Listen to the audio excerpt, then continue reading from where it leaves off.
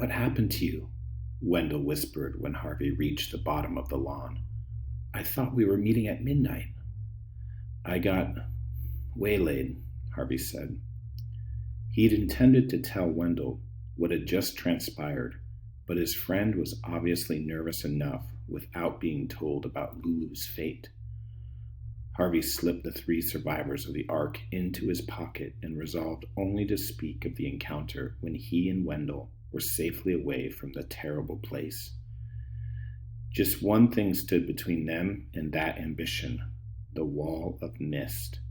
Now, as ever, it seemed innocent enough, but that was an illusion, of course, like so many things in Mr. Hood's kingdom. We have to be very organized about this, Harvey said to Wendell. Once we're in the wall, we lose our sense of direction, so we have to be sure we keep walking in a straight line and not let the mist turn us around. How do we do that? Said Wendell. I think one of us should go in first and the other one keep hold of his hand. Me, said Wendell eagerly. I want to be first. No problem. Then I'll keep my back to the house and keep guiding you. Who knows? Maybe the wall's so thin you'll just be able to pull me through. We can hope, Wendell said. Are you ready? Harvey asked, extending his hand. Wendell took it. Whenever you are, he said. Then let's get out of here. Wendell nodded and stepped into the mist. Instantly, Harvey felt his grip tighten. Don't let go, Wendell said, his voice already remote, although he was just a pace away. Just keep walking, Harvey said, as they reached arm's length. Any sign of... Before he could finish his question, a noise from the house behind him sealed his lips. He glanced back.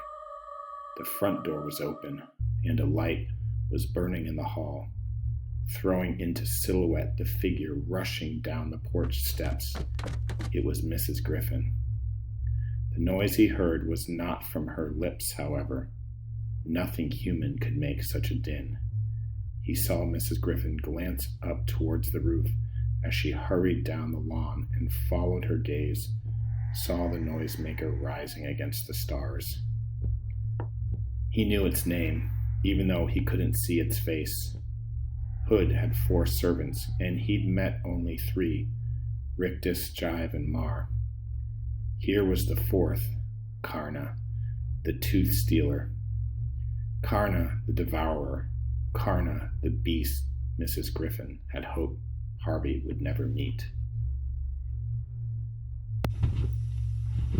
Back to the house, child, Mrs. Griffin yelled as the din of vast wings filled the air.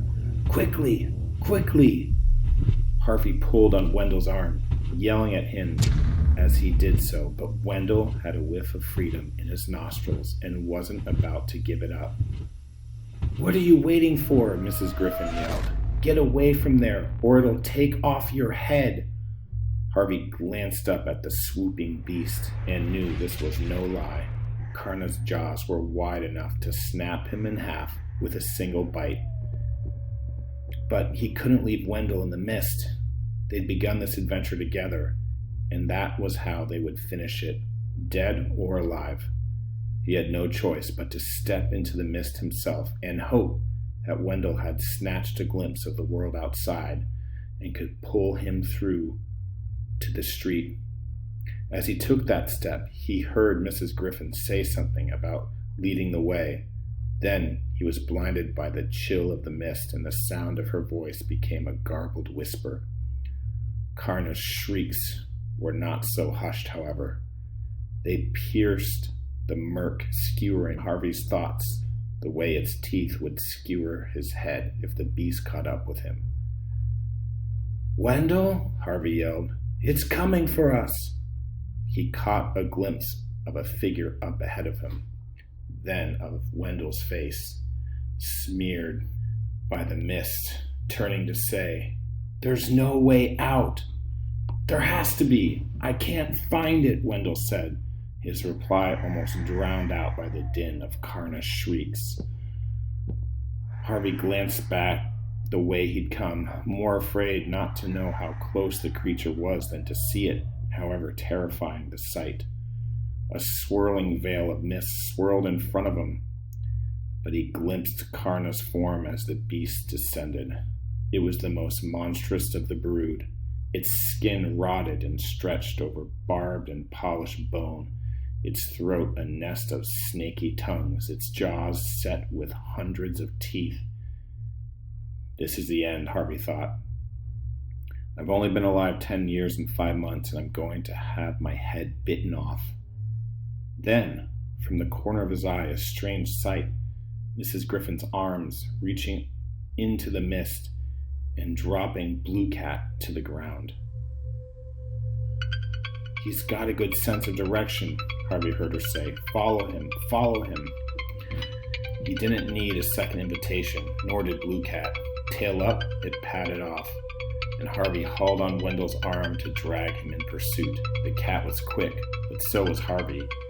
He kept his eyes glued on that bright tail, and even when the rush of wings behind him announced that Karna had entered the mist and was almost upon them.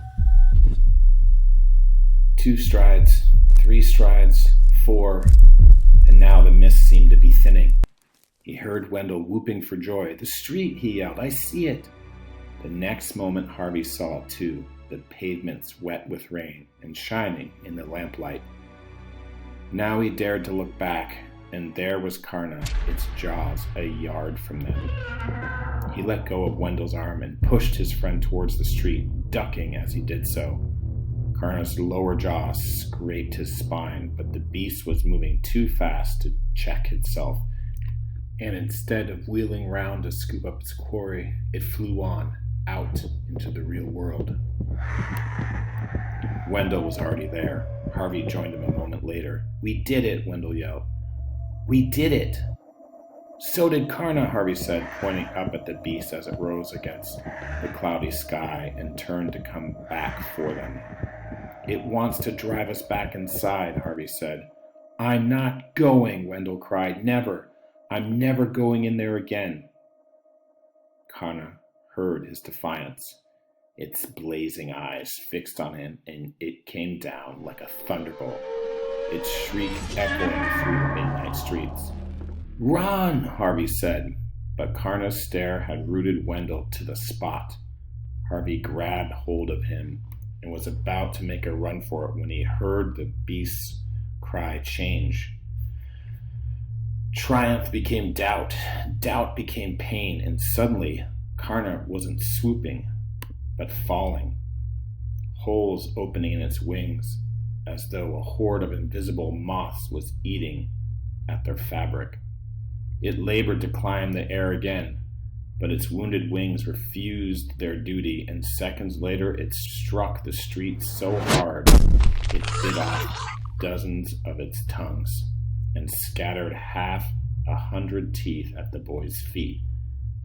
The fall didn't kill it, however. Though, agonized by its wounds, it hauled itself up onto the spiky crutches of its wings and began to drag itself back towards the wall. Even now, in its wretched state, it was ferocious, and with snaps to right and left, drove Harvey and Wendell out of its path. "It can't survive out here," Wendell realized out loud. "It's dying." Harvey wished he had some weapon to keep the beast from returning to safety, but he had to be content with the sight of its defeat. If it had not wanted their flesh so badly, he thought, it wouldn't have come after them at such speed and brought this pain and humiliation upon itself. There was a lesson there. If he could only remember it, evil, however powerful it seemed, could be undone by its own appetite. Then the creature was gone, a curtain of mist drawn over its retreat. There was only one sign remaining of the mysteries that lay on the other side of the wall, the face of Blue Cat gazing out at the world that he, like all the occupants of the holiday house, could never explore. His azure gaze met Harvey's for a moment. Then He looked back towards his prison, as though he heard Mrs. Griffin's summons, and with a sorrowful sigh, turned and traipsed away. "Weird," said Wendell, as he stared at the rainy streets. "It's as though I've never left." "Is it?" said Harvey. He wasn't so sure. He felt different, marked by this adventure. "I wonder if we'll even remember we came here in a week's time." "Oh, I'll remember," Harvey said. "I've got a few souvenirs." He dug into his pocket in search of the figures from the Ark. Even as he pulled them out, he felt them crumbling as the real world took its toll on them. "Illusions," he murmured, as they turned to dust and ran away between his fingers. "Who cares?" said Wendell. "It's time to go home. And that's no illusion."